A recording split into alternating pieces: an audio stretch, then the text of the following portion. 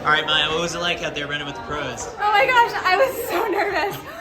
But, like as soon as I got here, like being at this track, everyone's so nice, and like they're not just being nice and being like kind of good luck, have fun, but the things that these older women and like more successful women are saying to me are so inspiring. And like the women's races out there, everyone kind of participating in them, just really doing amazing things, and like seeing people in the bathroom and having them just say things like, "You belong here, go have fun out there." Like that's what made it a fun, exciting experience, and I think that's why I was able to have the run that I did. Just off the New Zealand national record. Yeah.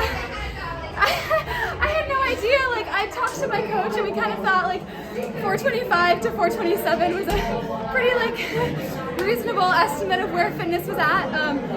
I've raced 2 miles in the last week. I raced one last Saturday, and I raced anchor leg on the DMR yesterday, and both were kind of right around that 430 mark. So for me, like 424 was way out of what I was even conceptualizing for myself. I didn't even double check what the point was.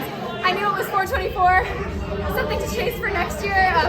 I've got the kind of the 1500 one seared in my mind, so I'm really excited. Between you and DMR and your legs at all? No, I kind of like racing back to back. I feel like it brushes out some of the cobwebs, gets me moving. Our training at Harvard is really strength based, so I feel like usually when I'm doing the fast stuff, I've got some load in my legs already, and that was part of the kind of thought process coming here.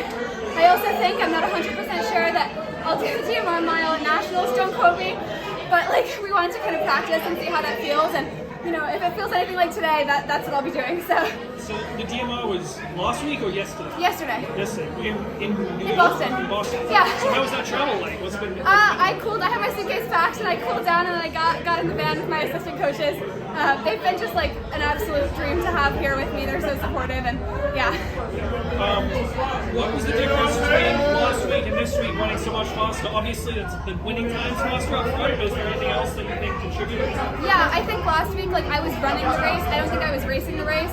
It was my season opener. I felt really fit. Workouts were ahead of last year, but I've been talking with Gibby, and I just kind of feel like my body feels really different this year. Like I feel so much stronger, and the rhythms aren't the same then. Like me running 30 seconds for 200 doesn't feel the same as it did last year, and so I think getting used to that new rhythm and making big moves in the middle, that was something we talked about a lot today. So I feel like I did that today, and like started out at the back, and then when I saw a gap, I was like, this is what Gibby means, I gotta go for it, and just being a bit more of a competitor. I think last week I was really fixated on getting a nationals qualifier out of the way, and that kind of ended up overshadowing just running a good race.